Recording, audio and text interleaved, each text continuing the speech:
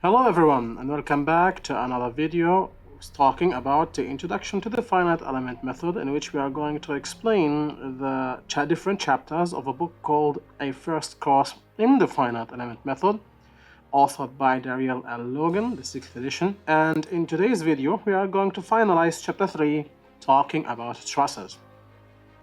So we're going to talk about how to deal with inclined supports and how to basically use energy approaches to derive the truss equation and the stiffness matrix. Of course, a quick reminder that this video is part of a finite element method video series, which I'm going to link on the top right here. So of course, if you are new to this series, please take a look on the playlist. It will help a lot. With that being said, sit back, relax, and enjoy the show.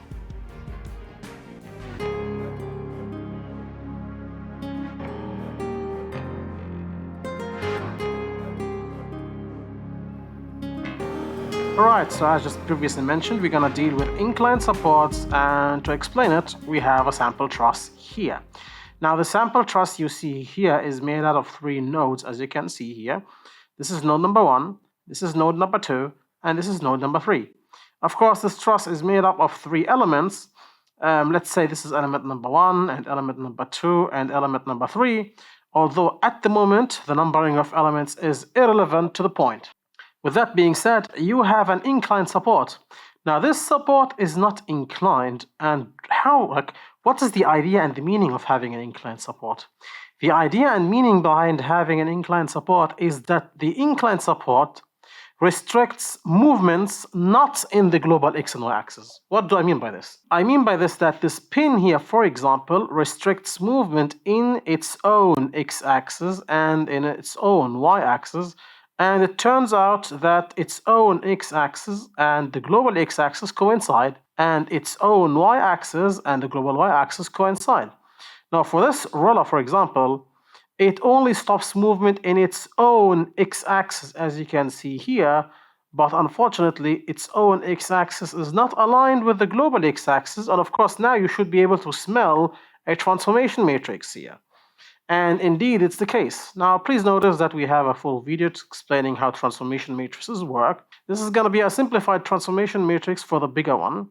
So take a look on the transformation matrix video before you continue this. Now, from the transformation matrix in 2D and even in 3D, you realize that you can find the local movements by basically cosigning and signing global movements, or in 3D by cosigning everything.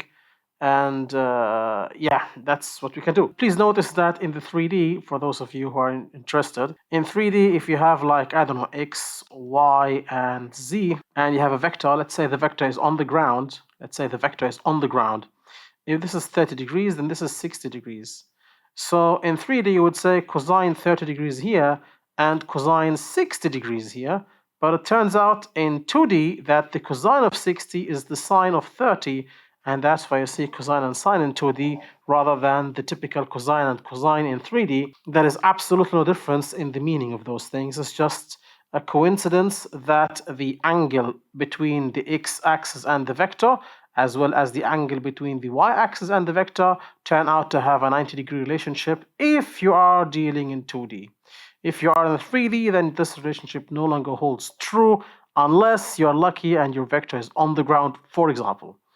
So what I'm trying to say is that you can transform the global U3 and V3 into the local U3 and V3. And by local, I mean the local of the support.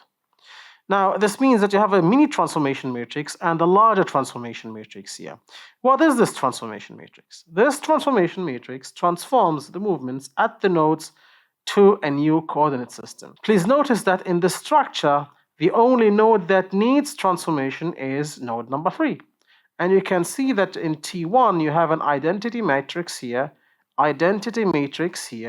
and a slight little transformation matrix for node number 3.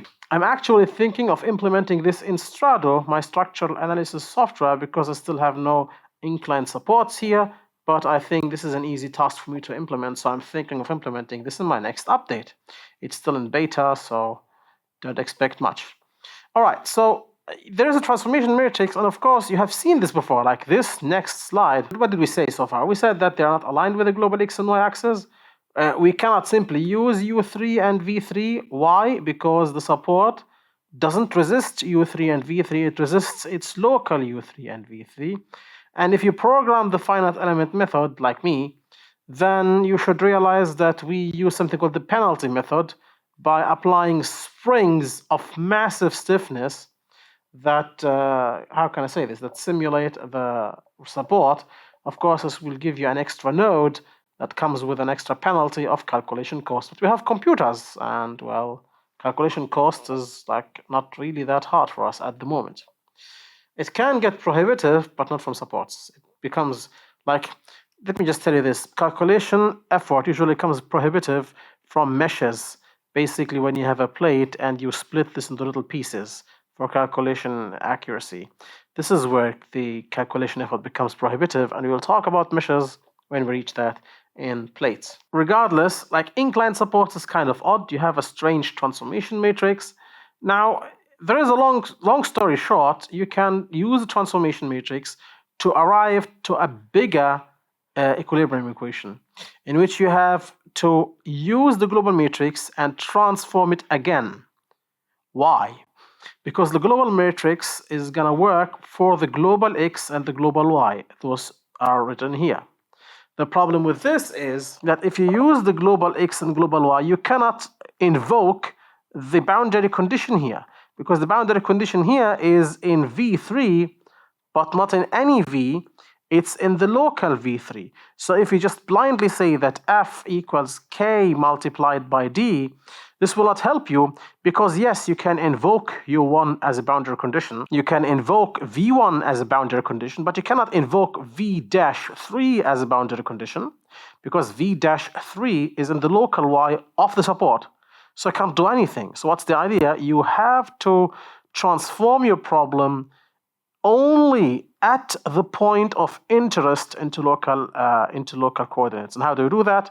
You use a big transformation matrix with identity matrices here, so 1, 1, 1s by identity, because you don't want to change anything here, but you will only use here a mini transformation matrix for node number 3. It's kind of cool. To summarize now, basically, what do we do usually? We have to find the local stiffness matrix. We use T, K-T to find the global element stiffness matrix. We add them together to find the global stiffness matrix. We try to find the force matrix, and then usually we solve. Like the next step was to solve. The next step was to say F equals K multiplied by D, and invoke your boundary condition by eliminating some rows and eliminating some columns, and then finding the displacements, and in turn getting back and finding the forces. That was the solution steps, and you can see multiple videos here linked above talking about some examples of that. Now, here we have a new intermediate step, because now I cannot simply solve. Why can't I simply solve? Because I can't invoke my boundary conditions immediately, because some of the boundary conditions are not aligned with the global x-axis. So what do I have to do? I have to transform again. And notice, for mathematical reasons that you will see in the book, like you thought, like here, look, it was like T transpose KT to find the global matrix, and now it's TKT transpose. It's kind of hard to wrap your head around, but you should check the book and understand why the T transpose is post-multiplied here and why it's pre-multiplied here. It has a mathematical reason, and I want you to check out the book to understand that. The idea now is that you have to transform yet again so that you can actually invoke the boundary conditions, and that's what we'll see in an example. In this example, we have a truss. And of course, this is a very cute example. And by the way, before I start the example, imagine in another world, imagine in a different problem, I have here an inclined support, and I also have here, for example, inclined support. So 2 inclined supports. This is an inclined pin, this is an inclined ruler. How would my T1 transformation matrix look like? I say that my T1 transformation matrix would look like the following. T3 for support number 3, and identity matrix for node number 2, and T1 for support number 1, in which T1, of course, is cosine, sine, for alpha, but not alpha of node number 3, alpha of node number 1, when I incline my support. If you are a programmer, you can program your finite element software just automatically without any questions asked to find K capital, which is basically T transpose K small t, and assemble that, like K dash, sorry. And then, sorry, this is K small. And then find your K capital by assembling the K smalls, so this gets assembled. And then just without asking questions, you find your K, the new K, by saying, I think it was T1, K capital T transpose, I think. And you do this automatically regardless if you have an incline or not. Well, if you have an incline, there is something that is not an identity matrix here. If you don't have any inclines, you will have an identity matrix which will not change anything here. So I think this is something I will do in my Strato software because I just had an idea. Oh, and of course, huge thanks to engineer Donald Hanier and wants to test it. So huge thanks for his, how can I say this? For his readiness to basically go through something called beta testing. It's never fun. So thank you very much. I owe you one. All right, so we have now the example here. And in this example, you can see that the roller at 3 is aligned with the bar here, which is 45 degrees. So its angle is 45 degrees. Now, what will change? Actually, nothing in the beginning. Of course, now here I'm assuming we're pros now, okay? Like I'm assuming that you have seen so many examples, you know what I'm doing. So first things first, we want to find the stiffness matrix of element number 1. So you have elastic modulus, starting point, finishing point. You find your length, you find your C and S, you find your local stiffness matrix, you find your transformation matrix, and globalize it by saying T transpose KT. This is the global stiffness matrix for element number 1. Of course, you can basically like block it and say this is element number 1. So those are the displacements of point number 1. Those are displacements of point number 2. Those are displacement of point number 1. Those are displacement of point number 2. So for example, when you assemble your global stiffness matrix, you will have to use this block with its corresponding other elements to add them up. Of course, you know this, you're pros. I'm just repeating and quickly reminding you because you want to get over. I don't want to waste your time. Of course, if you're new to this channel, please double check all the references I referenced before in the top right corner. This will help you to understand what you're doing right now. All right, so this is K1. Similarly, you have K2. Similarly, you have K3. You know, all the shenanigans here. Basically something we've done over and over and over again. Finally, we will have to basically find the global stiffness matrix. This is done by assembling all the stiffness matrices. And of course, you can see the different blocks here. Like this is node number 1. This is node number 2. Node number 3. This is node 1, 2, and 3. Notice something very important in the finite element method. The unit here is Newton meter, but the force was kilonewtons. Let me remind you. The force was in kilonewtons, so we need to do some stuff here later. Now keep this in mind, there will be some division by 1,000 shenanigans happening in the future. I'm ready, right? Like usually here is where we start dashing our columns and rows, right? Well, I can't do that. Now, why can't I apply my boundary conditions? Because as I said before, what are your boundary conditions? My boundary conditions are, based on the drawing, U1 equals 0, V1 equals 0, and V3 equals 0, but wait, not any V. It's V3 in the local axis. And that's the question why we can't apply our boundary conditions right now. We need to do an extra step. And the extra step is to transform the displacements at node number 3 only, because it is the one that is affected. The others are just an identity matrix. Now, of course, the magic happens, and now you have here the new deflections. Like you can see the blocks of each node. And also notice that you have here the local at node 3. And it is here where I can invoke my boundary conditions. So this row is dead, and this row is being eliminated. Also, this column is being eliminated. This column is being eliminated. I'm missing something, right? Am I missing something? Oh yeah, I'm missing a ruler here. Yes, I'm missing the ruler here. Sorry. I think it was V2. So V2 is also eliminated, and V3 local is also eliminated, which means this is eliminated, I think. And this is eliminated. Yeah. So whatsoever are this, and this, and you can see them here. Another thing I wanted to mention is that the rulers here are assumed to be able to withstand both tension and compression. Okay, so now we have basically our stuff. You can solve. Notice you're going to solve for local forces.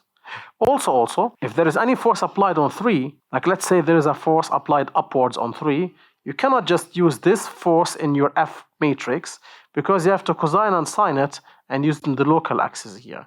Like what I'm saying is that you're lucky that there is no forces at 3, but if there were forces, you would have to cosine and sine them. With that being said, you have everything you need. You can find U2, U3, and you can find the forces. Those can be, like, please refer to page 119 in the example for more information. Of course, I'm assuming you're pros, and this is just a small nugget you have to study. Like, why can we apply the boundary conditions here? Because all the displacements have the correct orientation. We know that, so thank you very much. Well, the energy approaches are basically another approach of finding the stiffness matrix, which is based on something called the minimum potential energy. Now, the explanation here is simple, and you could think that, well, nobody needs energy approaches here because, I mean, the direct stiffness method is much easier. But I need to explain it here because in the future I will be referring to this, because in the future we'll be needing, because in the future the only option you have is the energy approach. So it's very important that you study that stuff. Now, to understand, once again, I want to repeat my entire rhetoric. I've explained some parts of the energy method in chapter, I think it was the spring chapter, and you can see it, of course, in the top right here. It's explained here, but I want to reiterate myself here.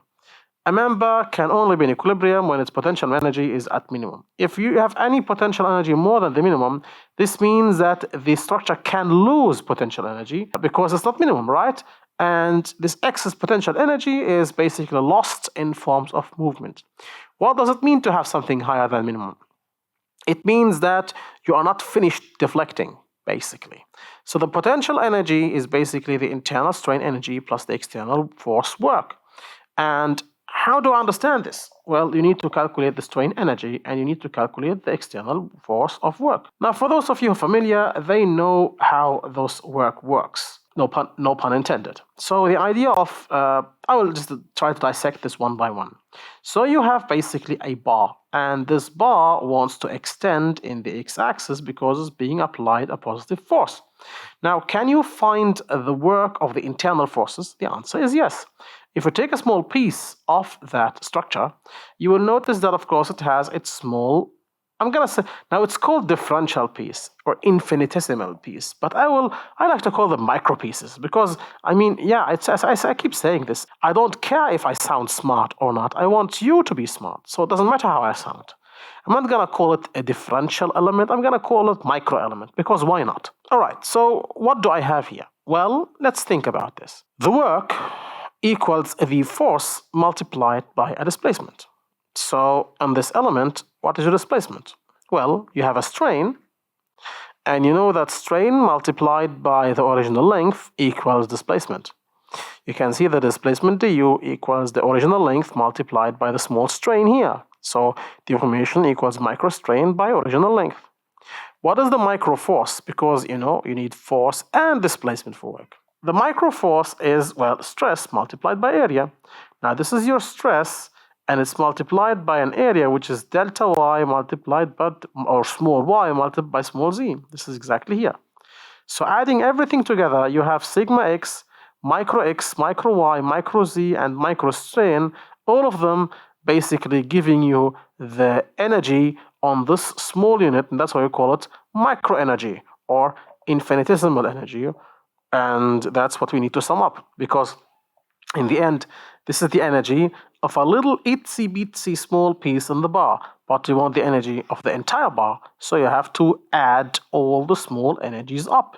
Now, of course, you cannot simply add all pieces up because those are itsy bitsy pieces, so you need to integrate those pieces. That is what integration is in the concept of engineering. Like, in my humble opinion, and I know that all the mathematic mains are now face-palming here, and even my PhD and MSc colleagues are now face-palming, thinking that there is no way I'm speaking correctly, and they're right, to be honest. In the mind of Dr. CEE, if he sees an integration, he thinks, I'm going to add me a huge number of itsy-bitsy pieces. That's what I think about. It sounds simplified. It is. That's what I like to say. Of course, one final question I have here is, like, minimum potential energy. Why can't we just assume potential energy is zero? Because under the circumstances of the structure, you might have a certain potential energy.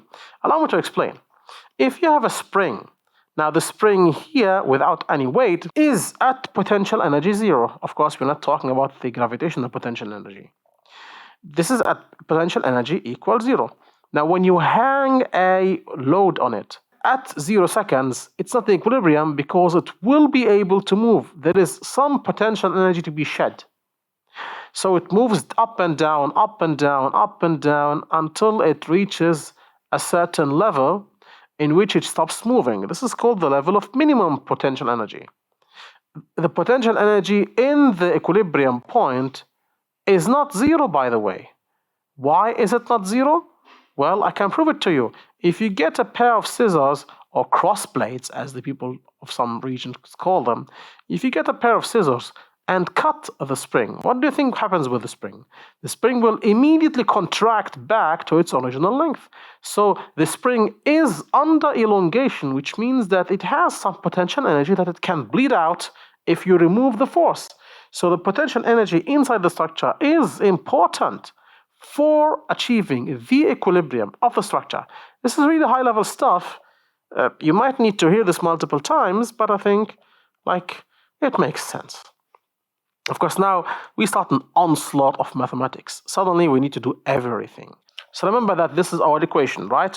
Now, what is this? This is delta x, delta y, delta z, which is basically small volume. Now, what is sigma x? Well, sigma x, according to Hooke's law, is E multiplied by epsilon x. So let's put it here. Now, before I continue, notice that this is a linear assumption. This means that your final element and everything being related here is based on assuming that the elastic modulus is a constant. Now we know for a fact that when you do a nonlinear analysis, this elastic modulus is not a constant. It might be a bilinear equation. And in that case, you can't just use it like this in one full swoop. You will have to discretize your load into small pieces and steps, which means that for each step, for each load step, you would have to calculate your stiffness matrix over and over and over again. But why? Because, well, I mean, think about it. If you have a very simple bilinear equation, what does a bilinear equation mean? It means that the stress-strain relationship is linear like this and then linear like this. It might have a strain hardening case where you have a different or another slope like this. Let me just draw the harder, basically the harder case of having two slopes. What does it mean? It means that as long as your strain is less than a certain value, your elastic modulus has a value, and when it goes beyond the yield strain, then your elastic modulus drops, and it still has a value. And notice that this is what you need. In every load step, you have to calculate your stiffness matrix over and over and over again. Of course, there are, I know, my dear MSc and PhD student, I know that there are different ideas that you can circumvent this problem. I'm talking now about theory, like pure theory. In pure theory, your elastic modulus changes, which means that you have to step your load in small pieces to assume a constant elastic modulus. I still see you, Mr. PhD now, not MSc. I see Mr. PhD saying, wait a minute, I know that I don't need to step it as small pieces because I know that this is linear from here to here. So I can go one full strain step from here to here and one full strain step from here to here. And you are partially right. If you know exactly at what load you will have yielding, then you can do this. My counter argument is, well, we both, Mr. PhD, know that our stress strain diagram is not bilinear. So if you want to model this, which is steel now, if you want to model this, then you have to slice this into small pieces to have any chance of getting accurate results. Of course, this is an overkill, but I just wanted to counter your argument, right? Because I'm an assistant professor level, so I should give you something that you need to think about. Going back to this, if you integrate this, well, this is epsilon x, and this is the epsilon x. Like if you integrate x dx, you get x squared over 2, right? So you get epsilon x squared over 2. Now, of course, once again, you can use E and epsilon x to get sigma. So this gets half sigma x epsilon x. Something we know. You have seen this a million times before. Like, this is one of the things we all know from mechanics of materials. Now, if you want to go one step further, you have the integration of dv. Now, you can use two parts of dv to get the area, but the final integration of x remains, and you have the integration of x with epsilon x. And the integration of x with epsilon x is what we are interested in, and that is the internal strain energy. What about the external strain energy? This is called the body forces. Those are called the traction forces or the surface forces. And this is called the nodal force. Now, the simplest of them is the nodal force. If you have a node and you apply two external forces on the node, and you do your calculations in the finite element method, and you realize that the u displacement of that node is so and so, and the v displacement of that node is so and so. So the only thing you need to do is to take the external force, multiply by v, and this external force multiplied by u. That's all what is there. There is nothing extra here. Those are a little bit more complicated. I will talk about different options on dealing with this later. You will see that the book actually somehow avoids talking about these, and for good reasons actually. What are traction forces and body forces? If you have an element like this, a bar element, you have forces at the nodes, and you also have an own weight of the body, like you have a weight here, right? You might have linear forces on the entire length. The linear force on the entire length is called traction force, and the own weight of the bar is called body force. So putting everything together, you can basically say that my potential energy equals the internal plus the external. This is the external from here. Great. You would think, okay, how can I find U and US? Of course, I told you that we can circumvene that, we can avoid this. But even if you're interested, my dear MSc and PhD, and even BSc level, how do you get U and US? Well, of course, to counter your question, why do you want to find them? Of course, you can answer me and tell me, well, because I know that the finite element method will only solve for the nodal deformation, meaning that F equals K multiplied by D, and the only thing you get is the node displacements. And this U is called a displacement field. So I need to somehow find a way to replace U by using the nodal displacements U1, V1, and U2, V2. You should remember that. You have seen this before. This is called the shape functions or interpolation functions. Of course, now shout out to engineer Donald Khanieh, because now it's the time to reveal to you all the steps of the finite element method in detail. You see, you assume a certain deformation aspect. We connect the deformation with nodal displacements. We try to find the strains by basically deriving the deformation. We find the material characteristics, and then we basically assemble and do our stuff. Now, before I continue, this is N, which connects the nodal displacements with the displacement at any point. You can find the strain by deriving. That's simple. You derive and find the strain. Of course, our assumption here is that the strain is constant, I think. Just notice that Daria R. Logan's book is making a small mistake. This is not just one term, those are two terms. Like this is term number 1 and this is term number 2. So you will have to multiply this by U and this by V, just saying. So epsilon x equals something called B multiplied by D, where B is this. This is called the gradient matrix. Some people call it the strain transformation matrix. Now, of course, from strain you can find stress by multiplying by E. He calls it D, which is the material matrix. In our case, D equals E, the elastic modulus. You see, the B matrix, which takes deformation as input and gives you strain as output, as well as the D matrix, which gets epsilon as input and sigma as output, those two matrices are very important, and we will see them over and over and over again in the future. For now, those are just an overkill. We don't need them today. Anyway, sigma equals x equals dB multiplied by d. Of course, we can replace everything here back and prepare for an overkill of mathematics. You see, now we can simplify delta P by saying this is the internal strain energy, and those are the external forces, where you have this big thing as the external force representation, where P is the force on the nodes. Overkill aside, let's continue now, because now we're going to have an onslaught of mathematics. Now this is something we can simplify in U star. And what is D? D is the node movement or the node displacement. We're talking about one bar, by the way. So there is no V. There is only one bar now. We are using the simplest of possibilities here. B is the strain function transposed, which is the strain the gradient matrix of the strain deformation matrix, which is this.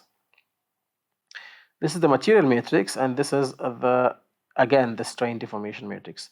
This BDB multiplication is something I use in Strado as well. This is the key of finding a stiffness matrix when you do not have access to the quick stiffness matrix, like in plates and shells. Now this can be multiplied. This is mathematics. You can multiply and find that. Why am I interested in this? Remember, your delta P, you want to find the minimum of delta P. Delta P is a function of U1 and is a function of U2.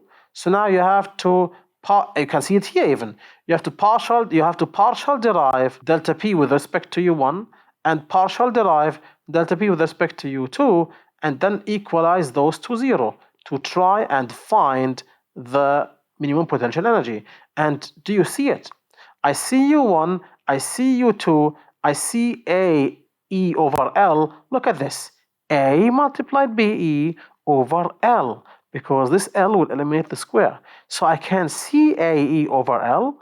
I can see AE over L. I can see, look at this. This is really beautiful. Like let me put a big matrix here. Minus a smaller matrix equals 0. Let me just do this. Now, ALE over L squared, let me put it outside here because those are the same. So ALE over 2L squared will be AE over 2L. Now look at this.